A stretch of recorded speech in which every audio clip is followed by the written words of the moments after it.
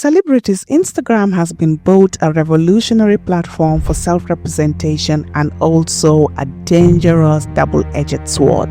Never before have celebrities had direct access to their audience, and never before have they been able to bypass traditional media gatekeepers to tell their own stories. And yet, never before have their missteps been so immediately visible, so easily preserved, and so quickly amplified. In 2023, Instagram reported that the average user spends 53 minutes per day scrolling through their feed. 53 minutes of curated content, carefully crafted narratives, and the illusion of unfiltered access to celebrity lives. But what happens when this digital stage becomes both your greatest asset and your most public battlefield? Today, we're going to examine 3 Black celebrities whose relationships with Instagram perfectly illustrate this dynamic, how the platform helped create their fame, but also contributed to their public downfalls and ultimately provided the space for their reinventions. Please remember to subscribe to the channel. Now let's get back to the video. 2019, most people knew Jordyn Woods primarily as Kylie Jenner's best friend. Her Instagram presence also reflected this reality, with appearances in Kylie's content, supporting roles in Life of Kylie, and the occasional modeling photo shoot here and there. But beneath this association, Woods was also carefully building her own following. What's fascinating about her earlier Instagram strategy is how she leveraged the proximity to the Kardashian-Jenner empire without being totally consumed by it. Her aesthetics was different, it was distinct, it was more approachable, it was less produced, so it offered followers something that felt more authentic than the highly glossed Kardashian content. And by early 2019, Woods had amassed millions of followers and was beginning to monetize her platform through subtle deals like the Fashion Nova one and her own activewear line. Her Instagram was no longer just a social platform, it was starting to become a foundation of her business empire. And then came February 2019. Reports surfaced that Woods had been seen kissing Tristan Thompson, the father of Khloe Kardashian's child, and within hours, Instagram became ground zero for one of the most public celebrity scandals in recent memory. What's notable about the Woods scandal isn't just what happened, it's how Instagram amplified and extended it. The platform had built her suddenly turned hostile to her. There were comment sections with like the snake emoji. The Kardashian Jenner fans were mobilized. There were so many things happening. Everybody was watching. There were millions watching, and she was being called names. And for weeks, Woods' Instagram, which was once her greatest asset, became a liability. Every post was scrutinized, every silence was even interpreted.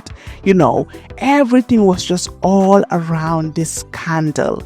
But then that's here where Woods' story take an interesting turn. So rather than abandoning the platform, that has facilitated her downfall, she used it strategically to rebuild.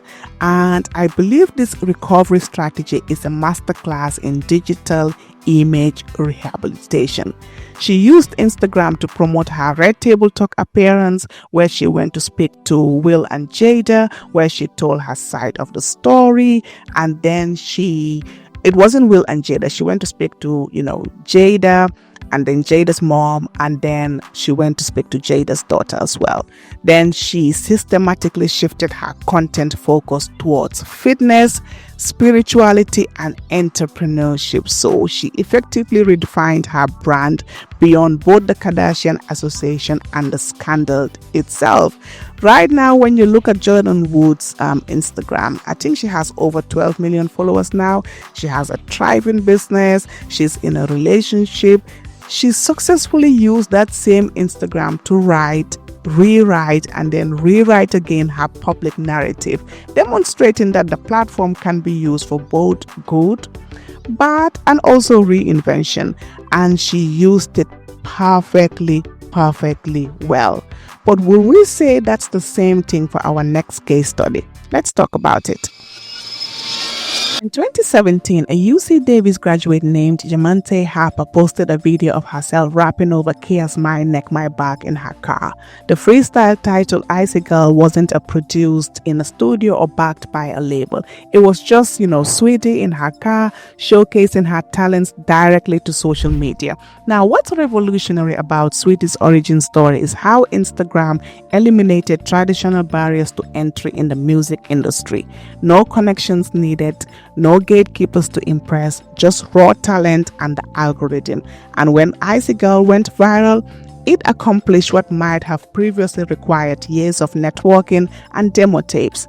And within months, Saweetie was signed with Warner Records. Her Instagram then transformed from casual personal content to a sophisticated branded platform that showcased her distinctive Icy Girl aesthetic. So it was glamorous yet approachable. It was aspirational yet authentic. So Saweetie's Instagram strategy shows how you can balance aspiration and relatability. She had her catchphrases like "I know that's right," and that became part of her social media vibe. She then had the My Type challenge, and that generated millions of views and and thousands of user generated videos. She wasn't just using Instagram, she was creating culture on it. And by 2021, Saweetie had leveraged her Instagram presence into major brand deals, and her path from car freestyles to corporate partnerships showed how the power of social media is so powerful. It just doesn't create celebrities, but it creates valuable personal brand. But as Saweetie's star rose, so did the scrutiny. And in March 2021, she announced her breakup with fellow rapper Quavo on Twitter, which quickly spilled onto Instagram because shortly after, there was surveillance footage that showed that there was an altercation between the two in an elevator. And this public nature of Saweetie's relationship and, the way that it showed and the way that her Instagram, persona and the image that she created, it blurred the personal and professional boundaries. When your persona is your product, personal struggles become public content. The platform that helped you build your brand can quickly become the platform that can also help dismantle it, because the challenges, continued. The clip went viral, and it was like it seemed it changed public's perception of Saweetie, because there's Quavo and then there's Saweetie as well. He has fans, she has fans. Now everybody's trying to make sense of what this video is all about. Somewhere even blaming her, somewhere blaming him, and it seemed like it did tarnish her image. And from there, it seemed like all of a sudden there was, the scrutiny of Saweetie's, talent. Everything just seemed too much going around that. Nobody knew what the whole story was, and the branding that she had been strategic about, it seemed like it was tumbling. And today's, I'll say Saweetie continues to evolve her relationship with Instagram. I'll say she still balances being authentic, but now it seems like after that, scandal, she's more careful. It seems like her Instagram is more carefully curated. I remember when Saweetie used to do the skits all the time on Instagram. Now she's dialed back a bit on that, and I don't blame her. Like, public scrutiny and scandal can do something with you. So I'll say for her relationship with Instagram is still evolving. Now, while the first two case studies show Instagram, elevating people to fame, our final example demonstrates how established celebrities must navigate the platform's power and pitfalls, especially in this climate.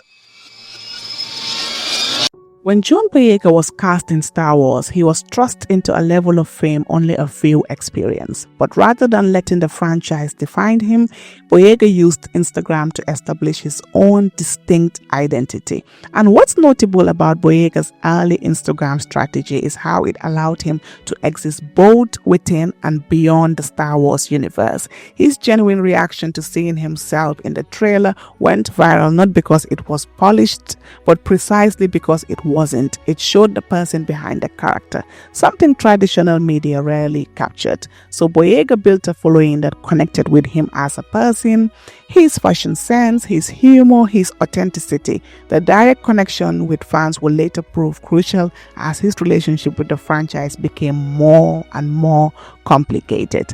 So in 2020, following, the George Floyd situation, Boyega became outspoken with racial injustice on his Instagram.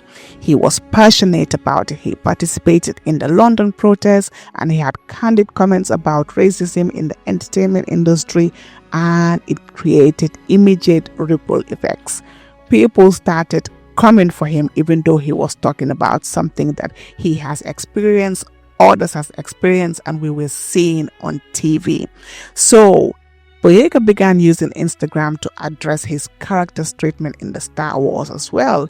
He became, vocal about voicing his disappointment about the Finn's diminished role and responding to toxic elements about the fandom.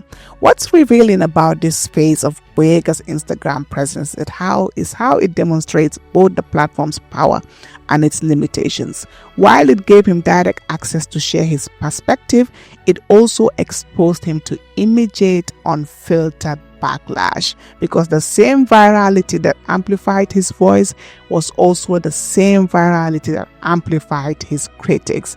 And it didn't help that when Jo Malone, a company for which John Boyega had created and starred in an award-winning commercial, replaced him with a Chinese actor for the Chinese market without his knowledge or consent. Once again, Instagram became both the battlefield and the platform for response. And respond did he do. But what I like about this is, as more of this was going on, it seemed like he changed his Instagram strategy.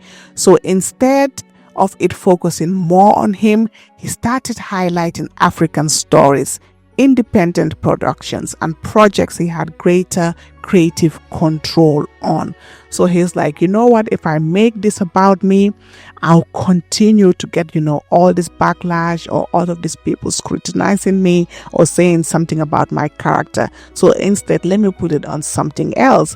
And today, Boyega continues to use Instagram as a platform for both his art and also his advocacy as well, but he does it in a different ways. So what do these three journeys, teach us, from Jordyn Woods to Saweetie to John Boyega?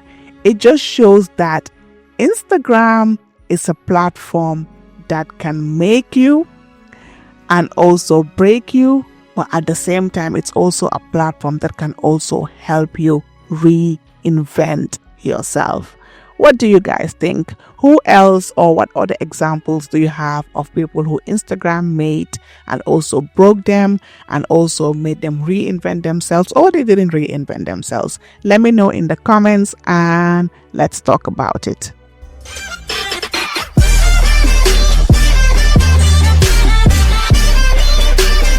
Once again, thank you for watching, and thank you all to the commenters and the subscribers.